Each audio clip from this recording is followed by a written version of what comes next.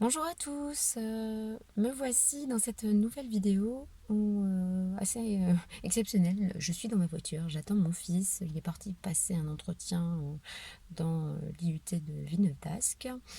Et donc j'attends et je repensais à ce sujet dont j'avais envie de discuter avec vous, de vous faire part, de donner mon avis sur la chose et puis de voir ce que vous en pensiez.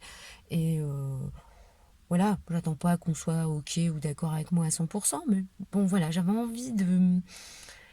Depuis quelque temps, j'ai vu une vidéo qui date de 4 5 ans, qui s'est, comment dire, enregistrée sur la chaîne La 5, la France 5, avec Tadi, alors comment il s'appelle, je sais plus son prénom.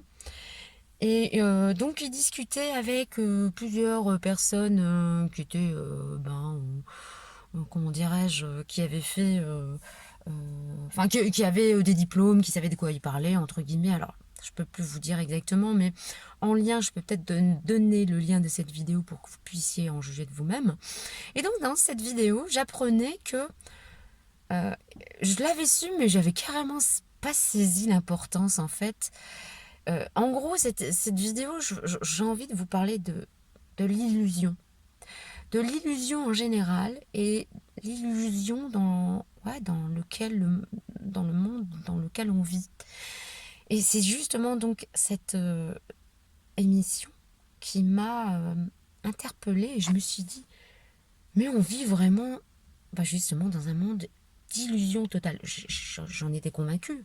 Mais je me suis dit, il faut que je fasse un sujet avec ça. Parce qu'il y a plein de choses qui sont illusions pour moi et qui font que l'humanité, elle ne fonctionne pas comme elle à plein potentiel parce que on est euh, spolié en fait dans nos connaissances, dans notre savoir et qu'on nous bride complètement parce qu'on est bien plus capable, on a bien plus de grandes capacités qu'on imagine, vous le savez bien, enfin j'imagine. Et donc ouais, cette illusion. Donc dans cette émission, il montrait la carte mondiale. Donc l'aspect cartographique qu'on nous présente. Donc vous voyez les maps mondes, les boules, les cartes qu'on nous met dans les écoles et ailleurs. Et qu'en fait, notre esprit est habitué à cette carte. Mais il faut savoir qu'en fait, cette carte, elle est fausse. Dans quel sens? Dans le sens où il y a des explorateurs qui ont fait le tour du monde pour pouvoir cartographier notre monde, pour se rendre compte que la Terre n'était pas plate et qu'elle ne s'arrêtait pas. C'est comme ça qu'on a pu voir que c'était une sphère et que parce que ça se rejoignait. Et donc ça parle de projection Gold-Peters. Alors cet explorateur, je pense que c'est un scientifique, vous pouvez aller vous renseigner, et ils en parlent dans cette émission dont je mettrai le lien, pour aller mieux, parce que j'ai pas tout retenu bien entendu, et je prétends pas tout savoir, tout comprendre et avoir la vérité vraie, mais c'est un point de vue que j'amène, parce que je trouve que c'est déterminant de comprendre qu'on est dans un monde d'illusions. Ça veut dire que si c'est l'illusion, c'est que on nous ment et qu'on nous ment et ça veut dire que il y a des secrets. Donc c'est pas normal. Pourquoi ne pas faire profiter tout le monde? Moi je suis pour le partage. Donc voilà. Et donc cette projection de Gold Peters,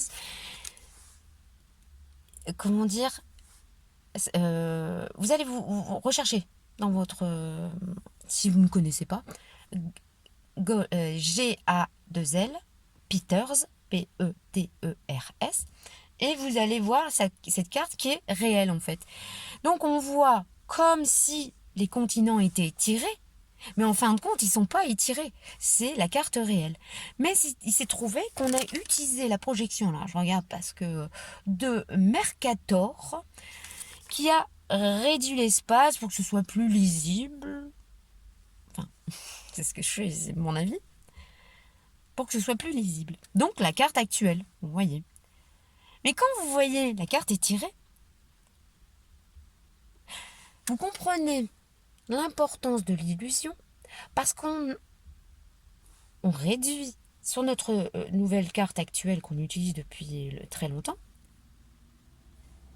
l'Afrique est réduite et du coup l'Europe paraît plus grande. Alors ça peut paraître, oh bah ouais alors. Bah oui.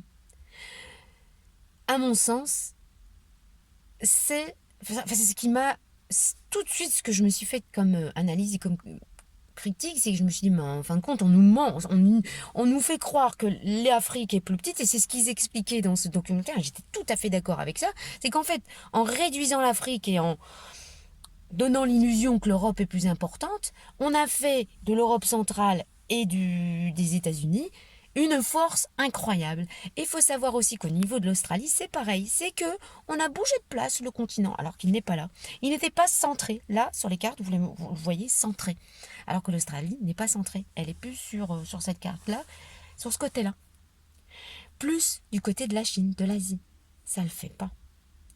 Et voilà tout ce qu'il explique dans cette émission. Donc, je vous mettrai le lien, je le répète. Parce que c'est quand même très percutant. C'est-à-dire qu'en gros, même pour ça, on nous ment. On peut le dire, on peut le trouver. Vous tapez ça dans votre, vous recherchez ça, vous le trouvez tout de suite. Il n'y a pas de souci, il n'y a pas de mensonge clair. Mais quelque part, moi je me suis dit, mais on ment sur la marchandise en gros. Parce que moi je suis toujours restée référée à cette carte du monde, cette map, cette représentation. Et quand en fait je retrouve non, comment ça on appelle ça, la projection de Peter, je me dis, mais pourquoi nous mentons? Moi, je préfère celle-là, au fond, parce que c'est la réalité, c'est la vérité vraie. Donc, moi, je vois pas pourquoi on nous présente l'autre. Pour moi, je préférerais me représenter dans mon inconscient, dans mon espace-temps. Vous voyez ce que je veux dire? Pour moi, j'ai besoin de réel, j'ai besoin de vrai, de vérité. J'ai pas besoin d'une carte fausse. Surtout quand on comprend dans quel but, en gros, enfin, moi, à mon sens, c'est une réalité. Je pense qu'en effet, on utilise cette carte pour illusionner et pour faire croire qu'on est bien plus important, nous, l'Occident, que l'Afrique, qu'on essaie de brider depuis des temps, qu'on pille. C'est mon avis, hein, bien entendu. Vous n'êtes pas obligé d'être d'accord avec moi. Qu'on pille, qu'on soudoie, qu'on qu'on laisse à des gouvernements corrompus. Bon, on n'est pas mieux ici en Occident, mais incroyable quoi. Enfin voilà, une première des illusions qui m'a vraiment choquée, qui a fait que je me suis dit, il faut absolument que je fasse une vidéo là-dessus. Je vais peut-être être chiante, paraître, oh là là, la complotiste, mais peu importe, il n'y a pas de souci. J'aimerais même, pourquoi pas, pouvoir en débattre, parce que je trouve que c'est un sujet important, l'illusion. Donc du coup, ça m'a fait repartir sur quelque chose aussi sur lequel je voulais parler. C'était en gros la bienveillance. Donc l'illusion de la bienveillance, l'illusion de faire bien, de croire qu'on fait bien. Et je pense qu'à partir de certaines institutions, on nous leurre. Comme on fait avec cette projection de Peters, qui est lousée par la projection de Mercator. C'est qu'en fait, on nous loose surtout. Enfin, on, on nous. Tout est biaisé. Et pourquoi tout est biaisé? Pourquoi? Au nom de quoi? Au nom de qui? Telle est la question. Donc, j'ai repris quelques points pour vous dire que ce qui, pour moi, à mon sens, est complètement de l'illusion, parce que j'ai toujours écouté mon cœur. Je suis quelqu'un de bienveillant, qui va tendre la main à quelqu'un qui s'est fait mal. Même quelqu'un qui va, par exemple, je m'entends pas bien avec, si je la vois souffrir, je vais pas la laisser et lui dire, ah bah bien fait, c'est le retour du bâton. Non, je vais être dans le devoir, dans mon cœur, de l'aider. Donc je suis vraiment, enfin voilà, je suis pas la sœur Delphine, c'est pas ça. Mais je veux dire, je suis quand même quelqu'un d'altruiste, sociable, qui aime les gens, qui va facilement tendre la main. Voilà. Je vais pas hésiter. Moi, je suis pas financièrement vraiment, je suis pas, je fais pas partie de la caste supra riche, loin de là.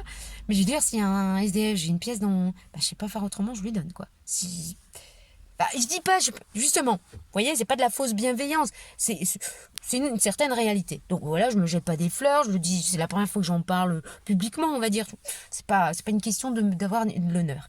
Mais j'ai toujours mal senti ces grandes institutions, entre autres, je vais vous citer, peut-être que vous serez pas d'accord, vous dire, oh ben non, c'est pas bien, ça aide les gens, machin, ceci, cela.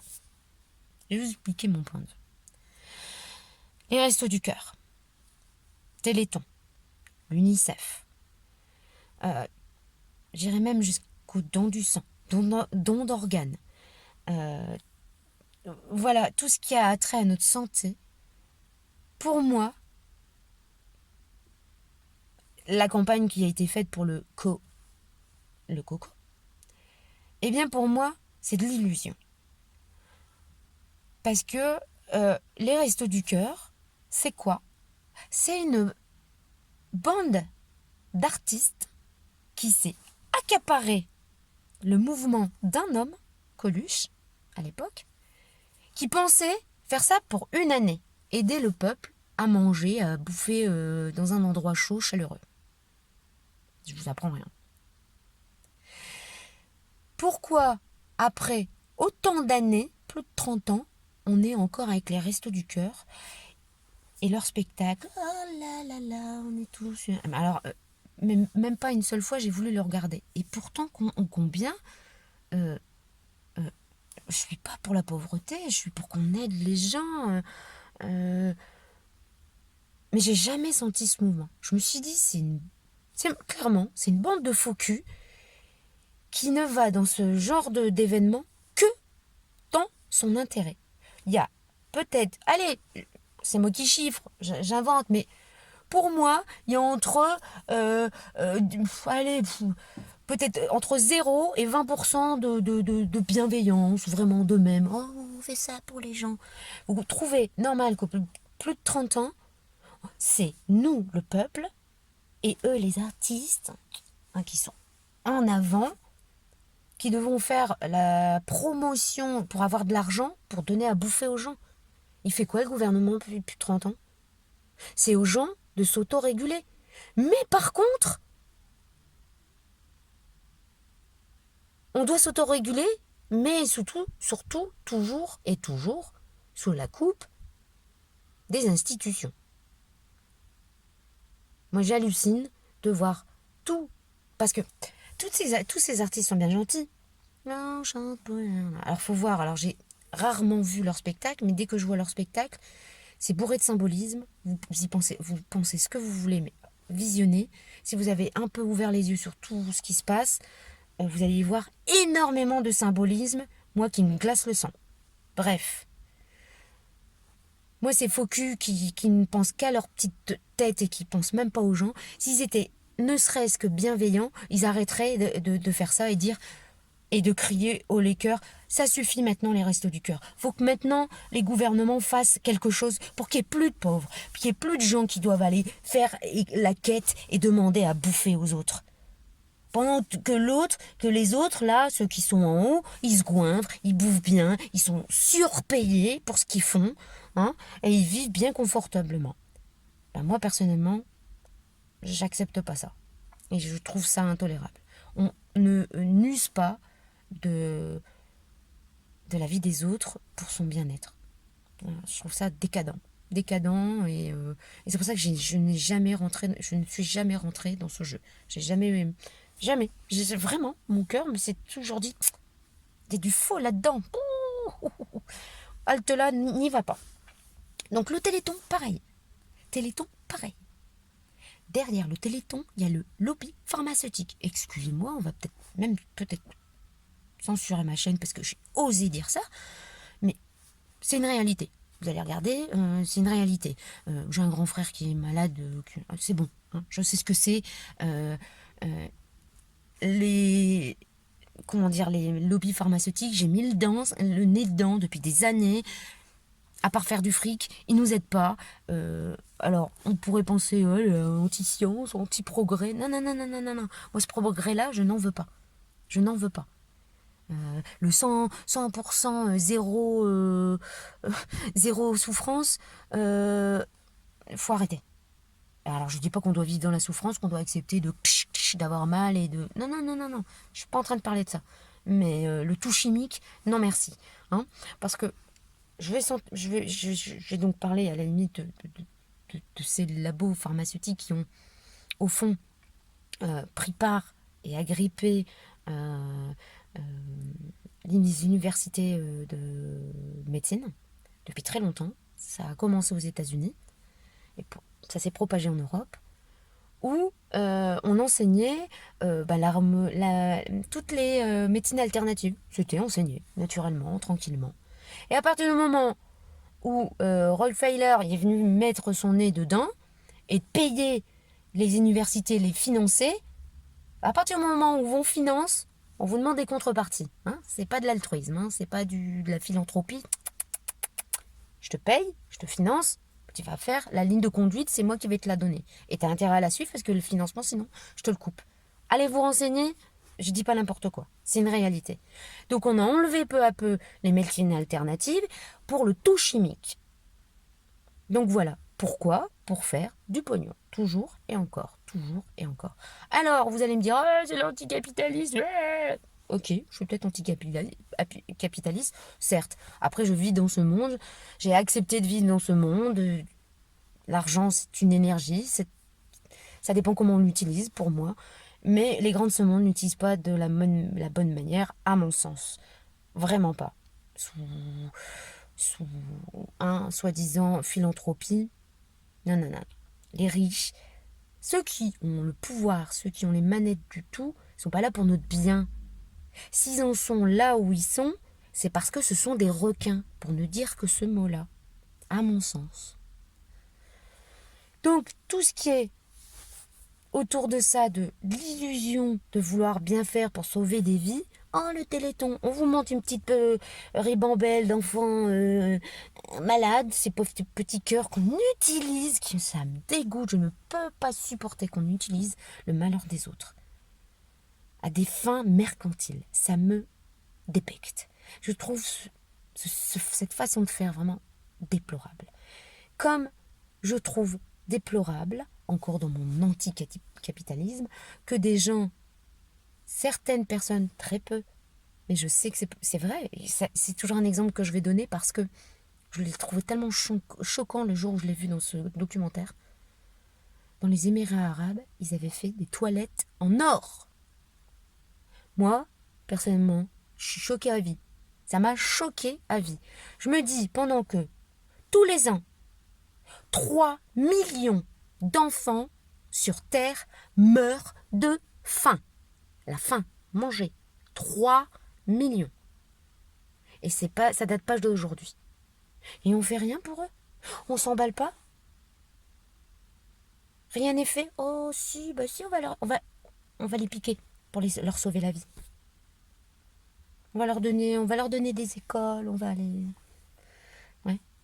Ouais, on va les hypnotiser, on va les lobotomiser comme ils le font avec nous, les Occidentaux qui croyons être libres, comme en France, liberté, égalité, fraternité. Voilà, qu'on bafoue avec l'arrivée triomphante sur le champ de Mars avec l'hymne européen. Voilà, hein, petit aparté. Pour dire, voilà, auxquelles mains nous sommes réduites. Donc l'illusion de la vie, oui, existe. Et je vous invite justement à réfléchir sur tout ça, sur l'illusion de... Que se cache ce truc derrière cette illusion? Dès que ça vous pince le cœur, je sens un petit truc, il y a trop de bienveillance. Comme on peut faire avec... dès qu'il y a une victime, mais qui est intéressante, attention, parce qu'il y a victime et victime pour eux, hein. La victime de harcèlement, ils aiment bien le harcèlement, ils adorent. Après, je ne dis pas que le harcèlement n'existe pas et que c'est pas grave en soi et qu'il faut pas le prendre en compte. Attention, je suis pas en train de dire, mais ils aiment bien ça. C'est un côté, hein. Oh la pauvre victime, oh le tien, oh non non non, oh les grosses, oh pardon, j'ai utilisé un mot de grosse, bon voilà, c'était pas ça que je veux dire, oh, c'est pas parce qu'elle est grosse qu'on n'a pas le droit de l'aimer, mais on doit même pas y penser. On doit être tous corrects l'un envers l'autre, on doit se respecter l'un envers l'autre. Quoi que nous sommes, je veux dire, de toute façon, en plus, le physique, c'est complètement aléatoire, c'est complètement... Voilà, vous pouvez être beau ou belle pour l'un et pour l'autre horrible. Donc ça n'a aucun sens. Après, il peut y avoir une normalité dans la beauté, mais peu importe. Enfin, et la normalité aussi, quoi. C'est que au nom de la normalité entre guillemets de on est tous ensemble, bah, en fin de compte, on ne sait plus qui on est et du coup, je vais être trash. Hein. On en vient à faire un 14 juillet, à faire une gay pride aux Champs-Élysées. Voilà. Aux Champs-Élysées, à l'Élysée, pardon. Alors j'ai rien, mon Dieu.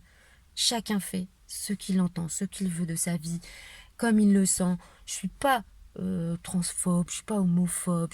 Mon Dieu, voilà, il n'y a aucun souci. Je vais même pas m'expliquer là-dessus parce que voilà, il y a personne qui me fera croire que je le suis parce que ce n'est pas vrai.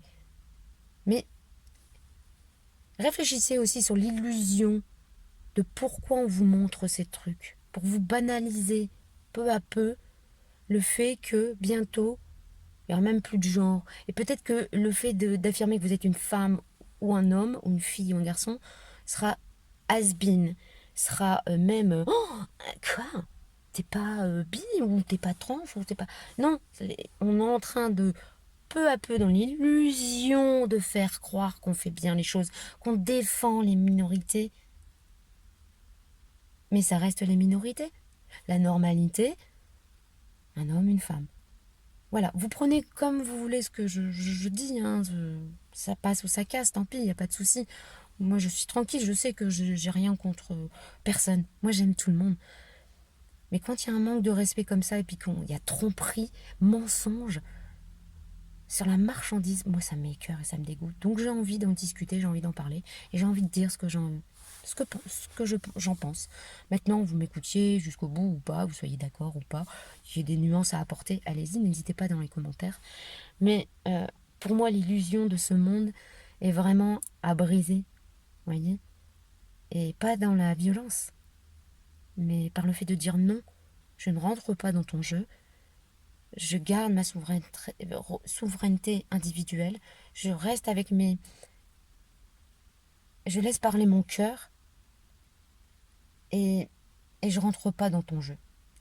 Donc à nous de réécrire tout ça avec le cœur et sans peur, en restant fort, courageux et en laissant pas tomber nos valeurs profondes qui font de l'humanité ce qu'elle est et qu'on veut, à mon sens, détruire.